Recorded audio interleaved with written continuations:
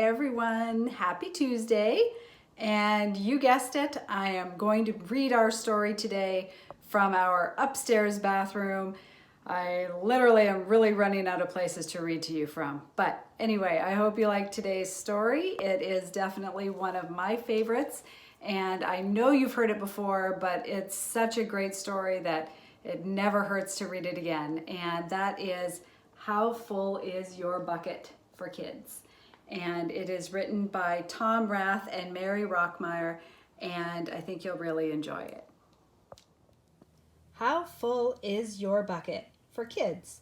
Written by Tom Rath and Mary Rockmeyer.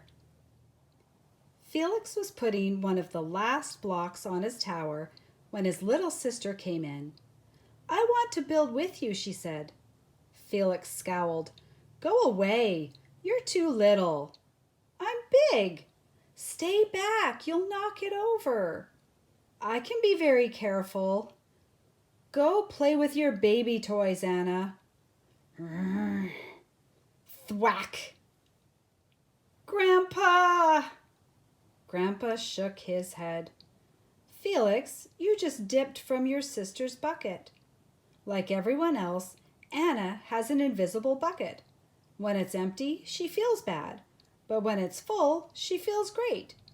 Didn't you ever notice your own bucket? Invisible bucket? Sometimes Felix couldn't quite tell when his grandfather was joking.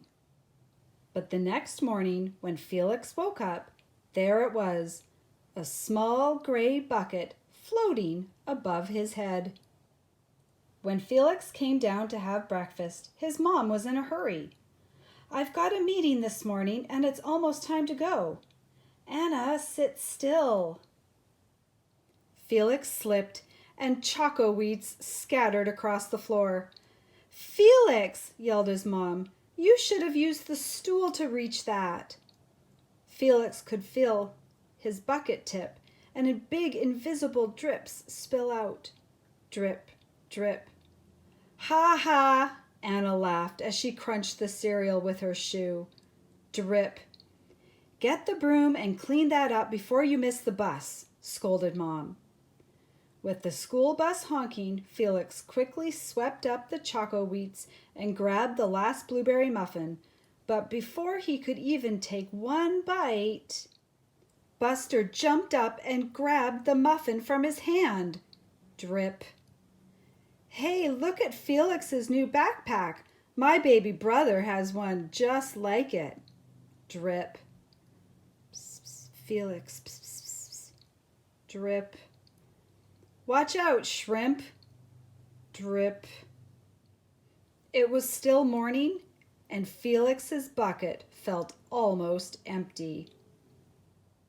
As he watched his classmates walk into the room, he secretly hoped they would trip and fall. That's what it feels like when you have an empty bucket. Felix slumped into his seat and waited for something else bad to happen.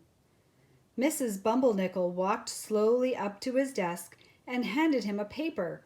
He could hardly bear to look.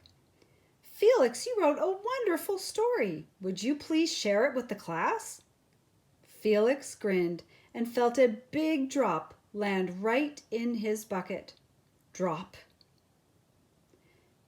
The class grew quiet.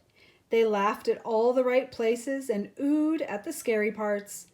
When Felix finally read "The End," everyone clapped, even Emily, who sat next to him and didn't usually like dinosaurs.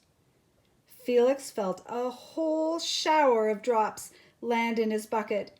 Maybe the day wouldn't be so bad after all. The Gigantosaurus Who Wanted a Pet, by me, Felix. Drop, plop, plink, drop. Drop. Team captains today are Veronica and Felix. Drop. Nice cow. It's a dog. Well, nice colors there, Felix. Cool laser ant backpack, Felix. By afternoon, Felix's bucket was nearly full. At recess, when he looked around, Felix suddenly realized that his grandpa was right. Everyone else had a bucket too. Let me help you. Drop, drop. Here's your baseball. Catch. Thanks, dude. Drop, drop. Hi, I'm Felix. First day? Yes, I'm Amir. Drop, drop. The strange thing was that for every drop he helped put in someone else's bucket, he felt another drop in his own bucket. When Felix burst in the door after school, he shouted, "You were right, Grandpa. I do have a bucket, and I understand how it works." Then he saw Anna's torn doll. "Bad dog," he almost scolded. But then he thought, dogs might have invisible buckets too. "Your doll will be okay, Anna," said Felix. "Mom will fix her." Wah! Until then, do you want to help me build the tallest building in the world with my blocks? And so they did. Well, that's it, Hawks. I hope you enjoy the rest of your evening and that you will stay tuned for a message from one of our fabulous third grade teachers. See you later. Hidden Hills, it's Miss Thomas. I hope everybody had a great spring break. Hopefully everybody's healthy and getting outside in this beautiful weather. I just want to make a special shout out to my D6 students. I love you guys. I miss you all. Go Hidden Hill Hawks. Take care. Bye-bye.